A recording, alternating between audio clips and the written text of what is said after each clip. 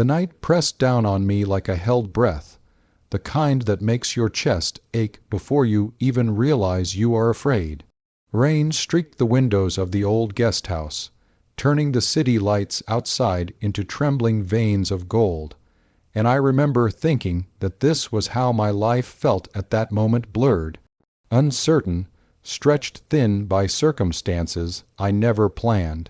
I had come here with nothing but a small bag, a tired heart, and the stubborn hope that tomorrow might be kinder than yesterday, and I did not know that this night, in a room too small for distance, would quietly change the direction of everything.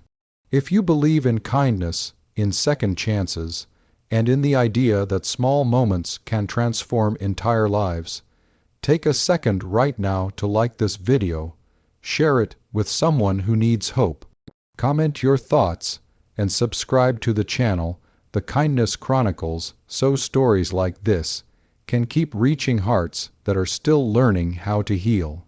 I had met her earlier that evening under circumstances that felt accidental, but later revealed themselves as necessary. A delayed bus, a missed connection, and a storm that refused to calm had pushed both of us into the same aging guest house on the edge of the city. The place smelled faintly of damp wood and old paint, and the narrow hallways carried every sound as if they wanted witnesses. We were strangers bound by inconvenience, two tired souls looking for shelter rather than connection. I was carrying the weight of a recent failure that still burned in my chest, the kind that leaves you questioning your worth, your choices, and whether you are falling behind in a race everyone else seems to be winning. She carried her own quiet burdens, visible in the careful way she moved and the guarded calm in her eyes, as if she had learned that life could take things away without warning. The problem revealed itself when the owner, apologetic and exhausted, explained that a booking error had left only one room available. There were no other hotels nearby, the roads were flooding, and leaving meant risking the night outside.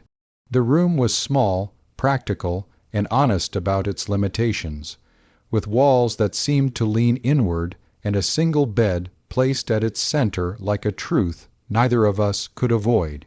She stated the obvious reality of the space with a firmness that suggested boundaries built from experience, and I answered with a nervous attempt at reassurance that was less about the bed and more about survival, about sharing what little comfort the night allowed. There was no romance in that moment, only the awkward awareness of proximity and the unspoken agreement that respect would matter more than convenience. As the door closed behind us, the silence became a character of its own. Rain drummed steadily against the window, and the dim yellow light revealed the exhaustion written on both our faces. I busied myself with small movements, placing my bag down, staring at the floor, pretending that the room was larger than it was. Inside, my thoughts were loud and unkind, reminding me of how far I felt from the life I once imagined. I had lost my job weeks earlier, a quiet dismissal that left no room for protest, and with it went my confidence and my sense of direction. I had told no one how scared I was, how each night felt longer than the last, how the future looked like a foggy road with no signs. Standing there, sharing space with a stranger, I felt exposed in a way that went deeper than physical closeness. Time moved slowly, measured by the ticking of an old clock somewhere in the building and the rise and fall of our breathing. We spoke little, choosing instead to exist alongside each other with cautious courtesy. Yet even without words, stories leaked into the room. I could sense her tension soften as minutes passed, the way she sat on the edge of the bed with her shoulders slowly lowering, the way her gaze drifted from the walls to the window as if searching for reassurance in the storm. In that shared quiet, something subtle began to shift. The room stopped feeling like a trap and started to feel like a pause, a brief intermission in lives that had been moving too fast and hurting too deeply. As the night deepened, the power flickered once, plunging us into darkness before returning with a tired hum. That brief blackout felt symbolic, a reminder of how fragile stability can be, and it stirred something in me. I realized how rarely I allowed myself to be vulnerable, how often I hid behind humor or silence to avoid admitting fear. Being there, stripped of distractions, I felt the weight of my own loneliness. I thought about the people who had drifted away when life became inconvenient, about promises that faded under pressure, about the quiet belief that maybe I was meant to face things alone. Yet the presence of another human being in that small room challenged that belief without saying a word. The bed became the center of an unspoken negotiation, not of space but of trust. We arranged ourselves with care, leaving room where room barely existed, respecting invisible lines drawn by mutual understanding. The mattress creaked softly, and the sheets smelled of detergent and something older, like memories embedded in fabric. I lay there staring at the ceiling, watching shadows move as cars passed outside, my mind replaying past mistakes and imagined futures. At the same time, I felt an unexpected calm, a sense that I was not entirely alone in my uncertainty. Her breathing, steady and real, grounded me in the present moment in a way I had not felt in a long time. Sleep came in fragments, interrupted by thoughts and the occasional thunder rolling in the distance. In those half-dream states, memories surfaced of childhood nights when sharing a bed meant safety, not awkwardness, when closeness was natural and comforting. I woke at one point to the sound of rain easing, the storm finally losing its grip on the city. Dawn was still far away, but the darkness felt less heavy, as if the night had spent its fury and left behind something softer. I sensed her stirring too, a shared wakefulness that did not require explanation.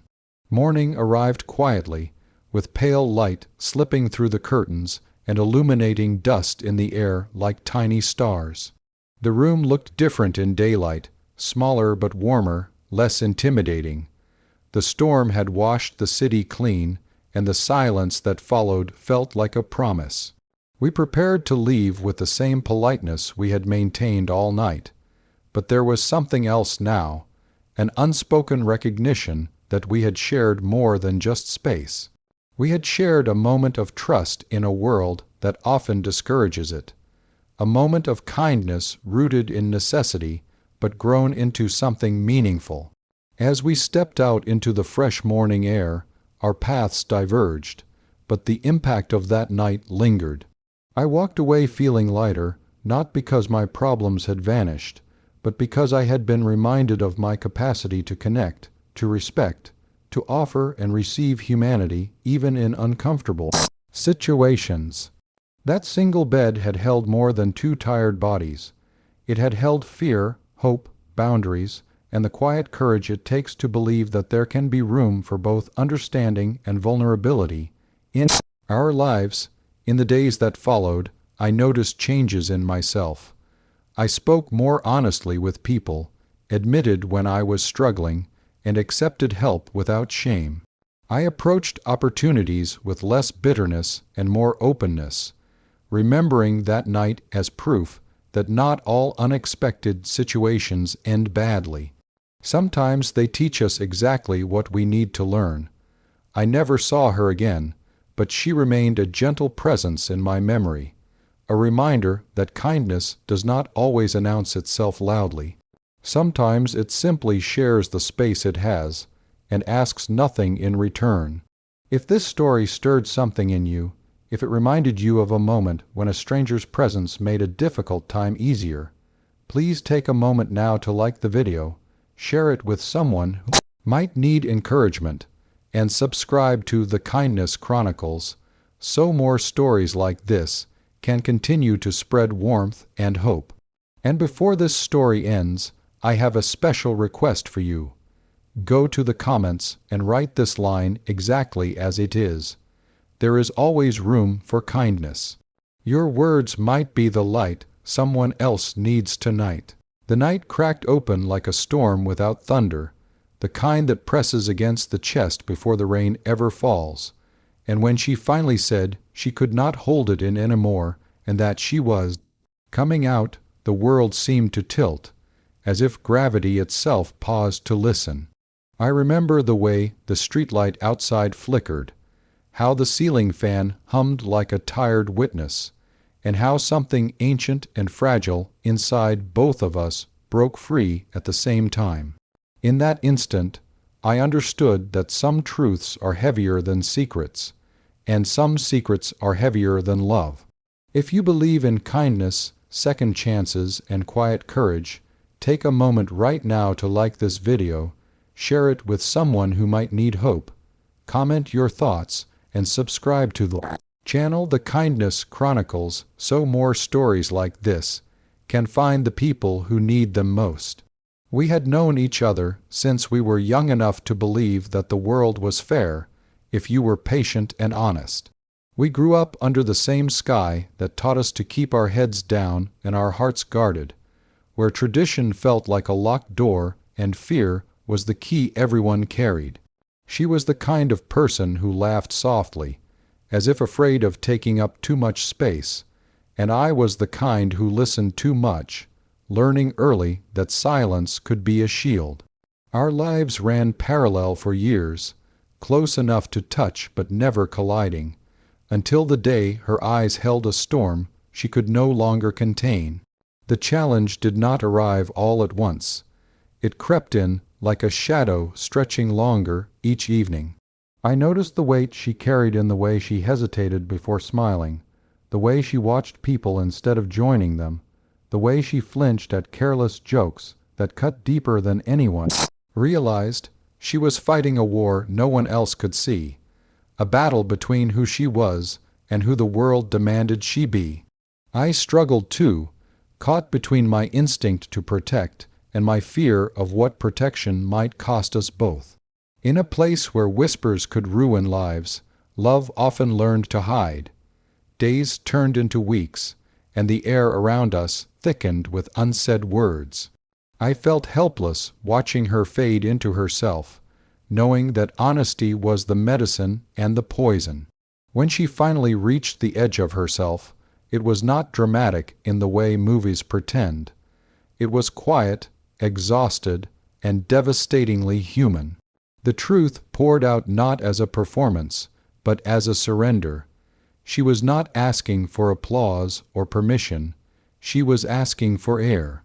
And in that moment, I chose to become the space where she could breathe. Saying it would be our little secret was not about hiding her truth. It was about buying her time. Time to heal, time to stand stronger, time to choose her own moment. Yet that promise carried its own weight. Secrets demand vigilance, and vigilance can erode the soul. I learned what it meant to listen without fixing, to guard without controlling, to love without ownership. Every gathering became a test, every conversation a tightrope. I watched her smile through pain and wondered if silence was saving her or slowly drowning us both. The world outside did not soften just because our hearts had opened. Prejudice remained loud, ignorance careless, and danger real. I saw how easily kindness could turn into cruelty when difference appeared. My own struggle grew as I questioned my role, my courage, my limits. There were nights I lay awake imagining a future where she could walk freely, and mornings when fear convinced me that dreaming was reckless. Still, change has a way of beginning in the smallest places, and ours began with trust. As months passed, something subtle shifted. She started to stand taller, her laughter grew steadier, and her eyes carried less apology. The secret did not shrink her, it strengthened her. Watching that transformation taught me that truth, even when hidden, has a way of healing from the inside out. I learned that allyship is not loud declarations but consistent presence, not grand gestures but everyday loyalty. Together, We built a quiet sanctuary in a noisy world. The turning point came not with an announcement, but with a choice. She chose herself in a room where fear once ruled. She chose honesty in her own time, with her own voice. The aftermath was not easy. Some doors closed, some hearts resisted, and some nights were heavy with tears. But others opened unexpectedly. Compassion appeared where we least expected it, and love proved more resilient than hatred. I realized then that secrets are sometimes bridges, not prisons, and that coming out is not a single moment but a lifelong journey. By the end, the story was no longer about secrecy, but about courage rippling outward. Her truth inspired others to question their silence, to soften their judgments, to listen.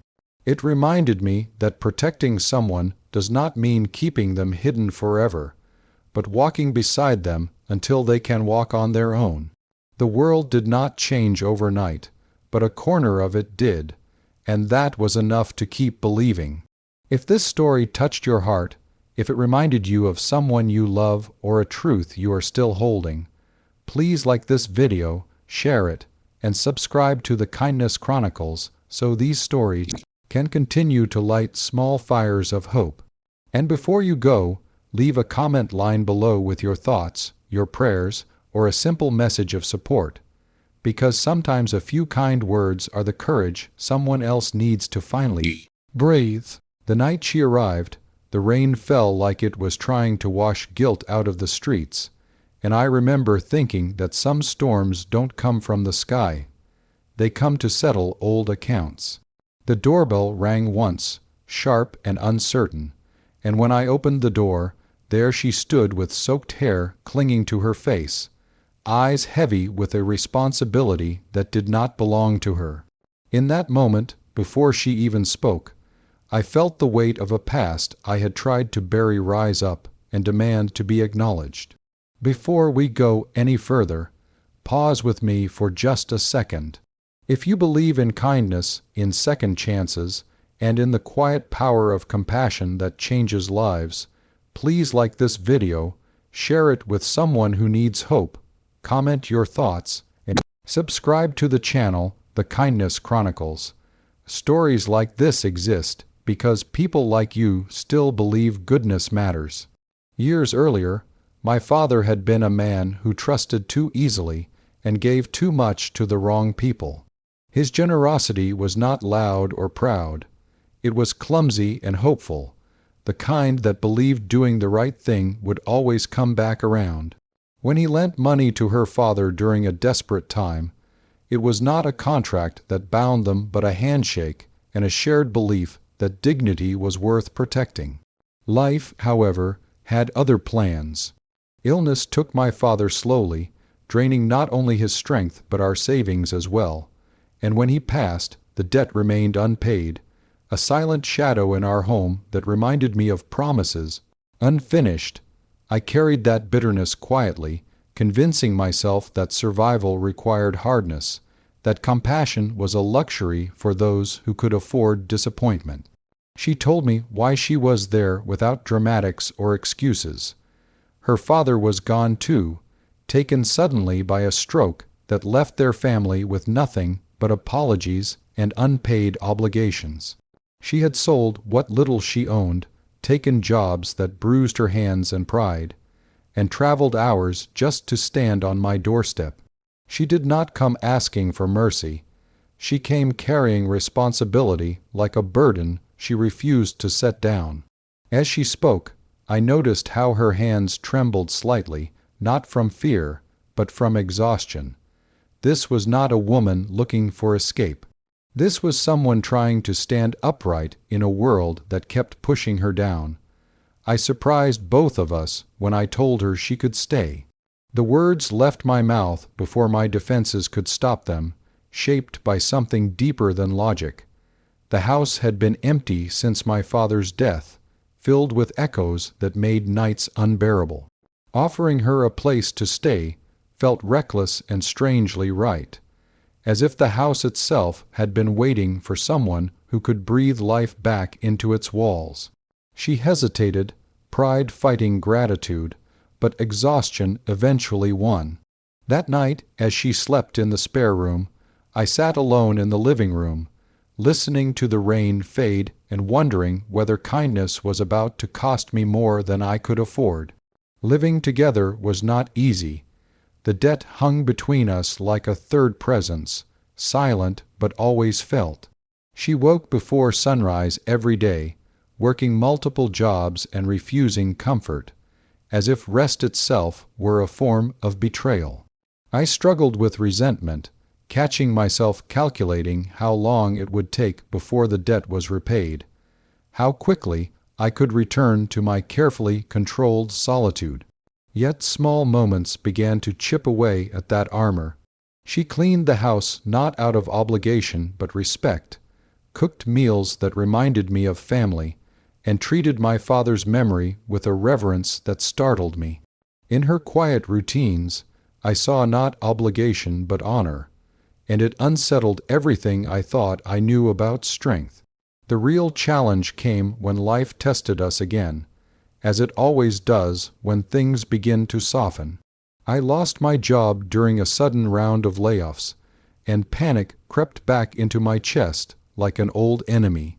Pride urged me to hide the truth, but she noticed the change in my silence, the way I lingered too long over unpaid bills. Without asking, she increased her hours, came home later, and placed part of her earnings on the table each week, not as payment, but as partnership. Watching her shoulder a burden that was never hers broke something open inside me. I realized then that debt was not just about money. It was about how fear can be repaid with trust, and how loss can be answered with presence. As months passed, the house transformed. Laughter returned softly at first, then more freely. We shared stories of our fathers, discovering similarities in their quiet kindness and flawed courage. In honoring their mistakes, we learned how deeply they had loved. The debt shrank on paper, but something larger grew between us, an understanding that we were both survivors of promises made with good intentions and broken by fate. I stopped seeing her as someone who owed me, and began seeing her as someone who chose to stay, even when leaving would have been easier.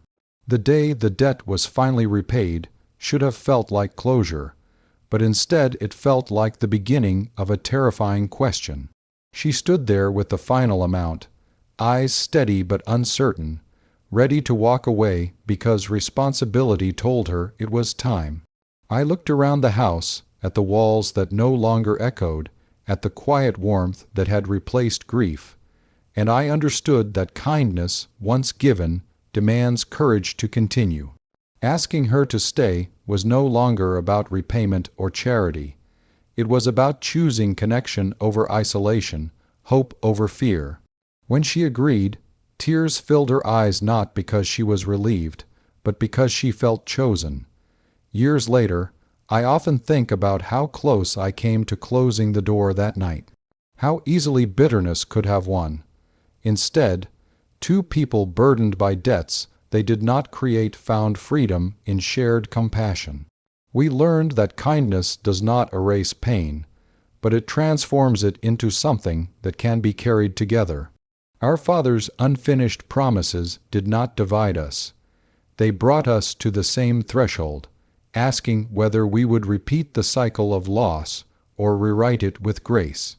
If this story has touched your heart, if it reminded you that sometimes the bravest thing we can do is open the door instead of closing it, please take a moment now to like this video, share it, and subscribe to the Kindness Chronicles. Your engagement helps these stories reach people who need to believe that goodness still exists in quiet, ordinary choices.